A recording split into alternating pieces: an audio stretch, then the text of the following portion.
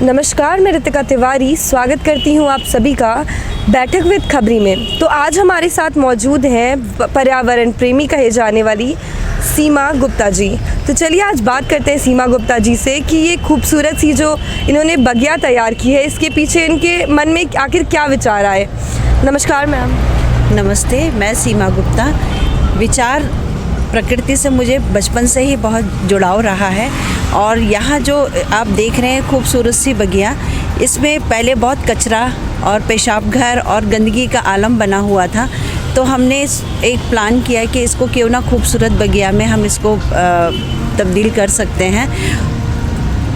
तो मैम ये जो आपने एक बहुत प्यारा सा छोटा सा बगिया तैयार किया, इसके पीछे आपके मन में आखिर ऐसा क्या विचार आया? आपने कब से इसको बदलने का कार्यक्रम शुरू किया था? ये लगभग इसको 10-12 साल हो गया है और जो भी हमारे घर में जो सामान वेस्टेज निकलता था हम इसमें डेकोरेट कर लेते थे। जैसे बाथ टब है बच्चों का, या छोटी साइकिल है, या ये शूज़ हैं जो आप देख रहे हैं इस बगिया में, या टायर हैं, व्हील कार के व्हील कवर हैं। तो कोई भी चीज़ हमने इसको फेंकी नहीं है। तो धीरे धीरे हमारी ये क्रिएटिविटी बढ़ती गई और हमको और शौक़ आता गया और फिर एक संदेश भी देना चाह रहे थे कि हम इस जो कचरा घर बन जाता है, पेशाब घर बन जाता है और लोग उसको उसी में बढ़ावा दे देते हैं, कूड़ा भर जाता है, तो हम इसको खूबसूरत जगह में भी कन्वर्ट कर सकते हैं। हमने सेल्फी पॉइंट बनाए हैं। मेरी जो सबसे पहली 25 साल पुरानी जो एक काइनेटिक थी उसको भी हमने रख रखा है संवार कर।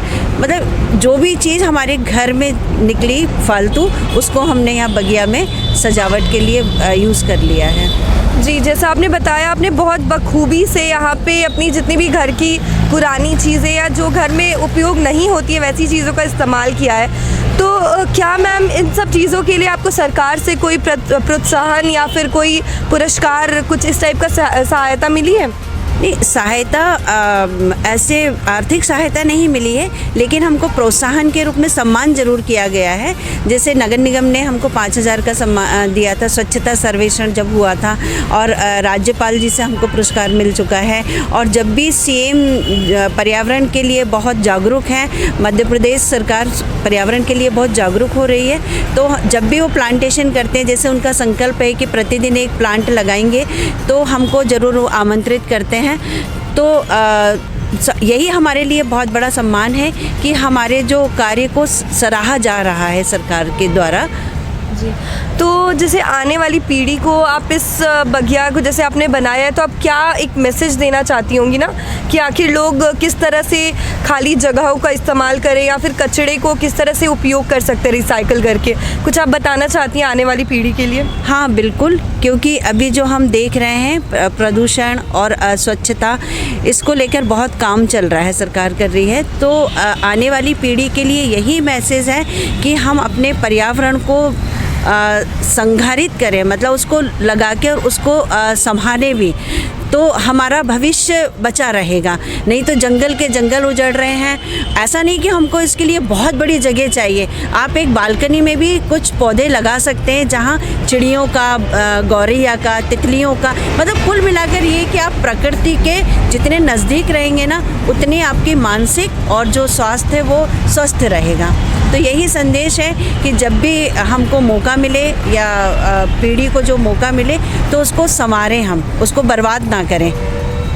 जी मैम, तो मैम जैसे आपने इस जगह को यूज़ किया, इसको एक बगिया बनाया, तो क्या मैम इसके अलावा आपका कोई और प्रोजेक्ट, आप कुछ और करना चाहती हैं इन फ्यूचर?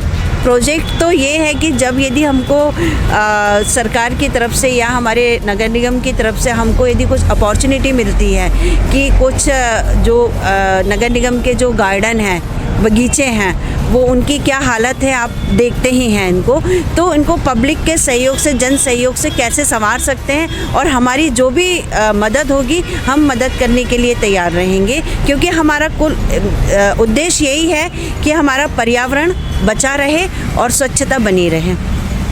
जी, तो आज मैम से बात करके हमें पर्यावरण के बारे में बहुत कुछ जानने को मिला। मैम का क्या आगे का क्या क्या उद्देश्य है, मैम को ये करने का, ये सारी चीज़ें जानने को मिली। जैसा मैम आपने बताया कि आपने खूबसूरत सी बगिया को तैयार किया, तो मैम यहाँ पे आपने कौन कौन से पौधे या फूल लगाए हैं इसकी आकर्षण को बढ़ाने के लिए? हमने यहाँ पर 3 तरह के लोटस लगाए हुए हैं। नील कमल है, पिंक लोटस है और एक रेड लोटस है।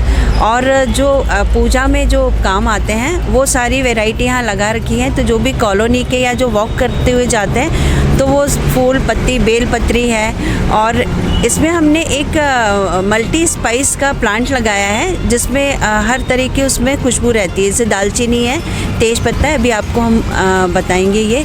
और चेरी का लगा हुआ है या फ्रूट में, शहतूत है, केले के लगे हुए हैं। और स्पेशल तो सिर्फ इसमें जो स्पाइस है वो है और लोटस लगे हुए हैं, लोटस के प्लांट। और पान लगे हुए हैं, पान मद्रासी पान है, बंगाली पान है। तो ये कुछ चुनिंदा वैरायटी हमने लगा रखी है जो पूजा पाठ में भी काम आती हैं और हमारे इसमें छोटी मोटी जो सर्दी जुकाम हो जाती है उसमें भी काम आती है। जी मैम, जैसे आपने ये बताया कि आपने ये चीज़ें लगाई हैं, इस काम में, इस बहुत ही पवित्र काम में मैम का साथ उनके हस्बैंड ने भी दिया है। तो चलिए आज हम उनसे भी बात करते हैं और जानते हैं कि इस यात्रा में दोनों ने किस तरह से इस खूबसूरत सी जगह को सजाया है। नमस्कार सर। तो सर मैं आपसे ये जानना चाहती हूँ कि जैसे आपने ये पूरा गार्डन तैयार किया है तो इसके बारे में कुछ आप ऐसा रोचक कथा बताना चाहते, कोई ऐसी वाकया जिसके बारे में आप यहाँ पे चर्चा करना चाहते हो? ये गार्डन जो है हम मेन रोड के नज़दीक है और ये कचरा घर में तब्दील हो रहा था। तो इसको हमने जो है गार्डन जब बनाया और जब यहाँ से लोग आने जाने लगे, गार्डन को देखने लगे, तो वो अंदर आकर जब देखते थे इसकी ग्रीनरी तो फिर उन सेल्फी पॉइंट की तरह से उन्होंने देखा, उसमें फ़ोटो सेशन कराने लगे। और ये सब चीज़ें जब न्यूज़पेपर में आई और लोगों ने इसको सराहना चालू किया तो हमको नगर निगम ने इसमें पुरस्कृत किया। और इसके बाद सीएम साहब ने स्मार्ट पार्क में हमको प्लांटेशन के लिए बुलाया। तो हमको लगभग 3-4 बार वहाँ से बुलाया जा चुका है प्लांटेशन के लिए। तो उससे हमें उत्साह हमारा बढ़ता गया जो।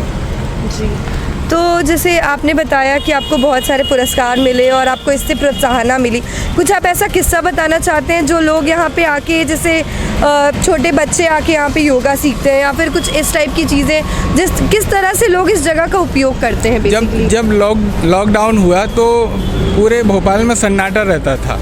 उस समय लॉकडाउन में यहाँ जो मोहल्ले के जो बच्चे हैं वो वाइफ जो है उन बच्चों को बुला लेती थी, तो यहाँ उनसे क्लासेस लेती थी, योगा सिखाती थी यहाँ पर जो है। और ये ग्रीनरी बच्चों को बड़ी अच्छी लगती थी। तो लॉकडाउन के समय में कुछ समय हम उसमें दिया करते थे। उसमें जिस तरह से मोदी जी ने स्वच्छता अभियान की शुरुआत की और उसको आगे बढ़ाते हुए हमारे यशस्वी मुख्यमंत्री श्री शिवराज सिंह चौहान जी, जो कि पिछले 2 वर्ष से लगातार चाहे वो कहीं भी किसी भी दौरे में हो सभी जगह प्लांट्स लगाते हैं। तो उससे हम लोगों को ये लगता है कि जब हमारे मुख्यमंत्री जी इस तरह से पेड़ पौधे के साथ प्यार करते हैं, उनसे मोहब्बत रखते हैं और पूरा प्रदेश को हरा भरा करना चाहते हैं, तो हमको लगता है कि हम क्यों ना उनके साथ एक छोटा सा प्रयास करें। और इसी तारतम्य में हमने जो ये छोटी सी बगिया बनाई है, तो इसमें जो प्लांट्स हैं, जो लोग आते हैं, जिस तरह से इस बगिया को देखकर हमें प्रोत्साहित करते हैं और हमारे को मोटिवेशन मिलता है इससे। और यही हम चाहते हैं कि मध्य प्रदेश हरा भरा रहे। जी।